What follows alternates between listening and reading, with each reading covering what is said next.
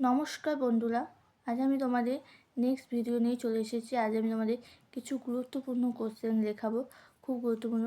তোমরা প্লিজ খাতায় note down করে নাও। তাই চলো আজকে তোমাদের আমি শুরু করছি আজকের মূল বিষয়বস্তু। আমি বেশি কথা না বলে শুরু করে দিলাম, চলো। ফার্স্ট কোশ্চেন আছে, কি আছে? মহাক্ষত্রপ কার উপাধি কী ছিল? এটা খুব ইম্পর্টেন্ট কোশ্চেন। সক্ষত্রপ গোষ্ঠী শাসক রুদ্রদামনের উপাধি ছিল মহাক্ষত্রপ। তা ঠিক আছে।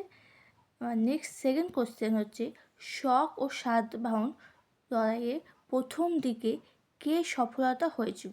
মানে শক সাতবাহনের লড়াইয়ের প্রথম দিকে কে সফল হয়েছিল?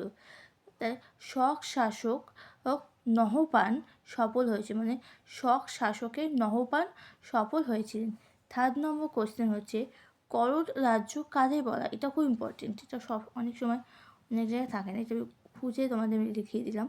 গুপ্ত যুগে যে সময় কয়েকটি রাজার শক্তি সমুদ্রগুপ্তকে কর দিত তাদেরকে বলা হতো করদ রাজ্য। মানে গুপ্ত যুগে যে সময় কয়েকটি রাজশক্তি সমুদ্রগুপ্তকে কর দিত তাদেরকে বলা হতো করদ রাজ্য। তারপর নেক্সট কোশ্চেন হচ্ছে, নালন্দা মহাবিহার কার সময় স্থাপিত হয়েছিল? গুপ্ত সম্রাট প্রথম কুমারগুপ্ত এই সময়কালে নালন্দা মহাবিহার স্থাপিত হয়। ঠিক আছে। নেক্সট কোশ্চেন, এটাও খুব ইম্পর্টেন্ট, শর্ট কোশ্চেন। দ্বিতীয় পুলকেশী কে ছিলেন? চালুক্য শাসক। মানে দ্বিতীয় পুলকেশী কে ছিলেন? চালুক্য শাসক। তারপরে নেক্সট কোশ্চেন, মৌর্যদের পর মগধ কাদের শাসন শুরু হয়েছিল? সিংহদের শাসন শুরু হয়। হর্ষচরিত কে রচনা করেন এবং এতে কী লেখা হয়েছে? এটি হর্ষচরিত রচনা করেছিলেন বাণভট্ট। এটা হচ্ছে প্রসূতি লেখা, এটা খুব ইম্পর্টেন্ট, এটা সবসময় সব জায়গায় আসে, সব পরীক্ষায়। আইহোল প্রশস্তি কে রচনা করেছিলেন? রবি কীর্তিক আইহোল প্রশস্তি রচনা করেছিলেন। তাই আইহোল প্রশস্তি কে রচনা করেছিলেন?